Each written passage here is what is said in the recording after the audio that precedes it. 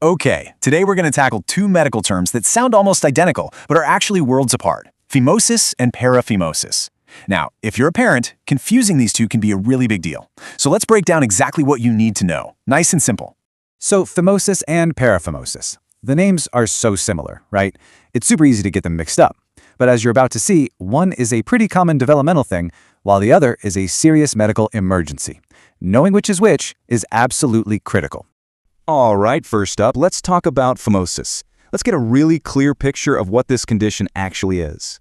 So, phimosis is simply when the foreskin is too tight to be pulled back over the head of the penis.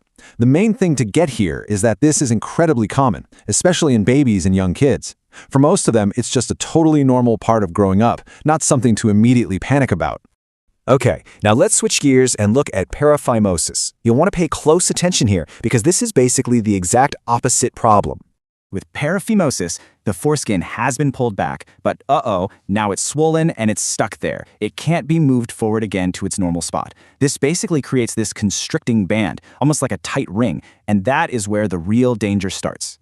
Okay, so we've defined both of them. Now let's put them side by side. This is where you'll really see the crucial differences, just at a glance. This chart just breaks it down perfectly. Let's look at the skin's condition. With phimosis, it can't be pulled back. With paraphimosis, it's stuck back. Simple as that. Then who it affects. Phimosis is way more common in kids, while paraphimosis is something you see more in adults. But here it is, the most important line on this whole chart: urgency. Phimosis is not an emergency. Paraphimosis absolutely is. If you remember nothing else, remember that. So that massive difference in urgency means the treatment plans are completely different too. Let's take a look at when and how you should respond to each one. For phimosis, the whole approach is calm. The first step? A lot of the time, it's just observation, just watching and waiting, because it usually fixes itself as a child grows. The next step is always talking to a doctor.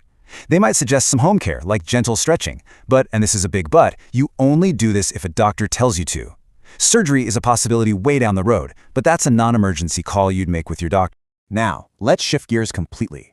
Paraphimosis is a medical emergency. I'm going to say that again. This is a medical emergency. This is not a wait-and-see situation. You do not try to fix this at home. If you even suspect paraphimosis, you need to get medical help right away. So why is it such a huge deal? Well, when that foreskin gets trapped, it acts like a tightening rubber band.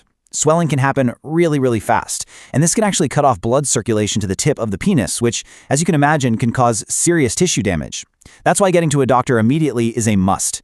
And I'll say it one more time, never ever try to treat this yourself at home. Look, if you only remember one thing from all of this, let it be this quote. It's so simple. In phimosis, the skin won't go back. In paraphimosis, it's already back and it won't come forward. That's it. That's the simple, powerful way to remember the critical difference. So we've covered the definitions, the differences, and the really crucial treatment plans. The real question is, now that you know the difference, are you prepared to take the right action? Because being informed isn't just about knowing facts. It's about being ready to get the right care at the right time.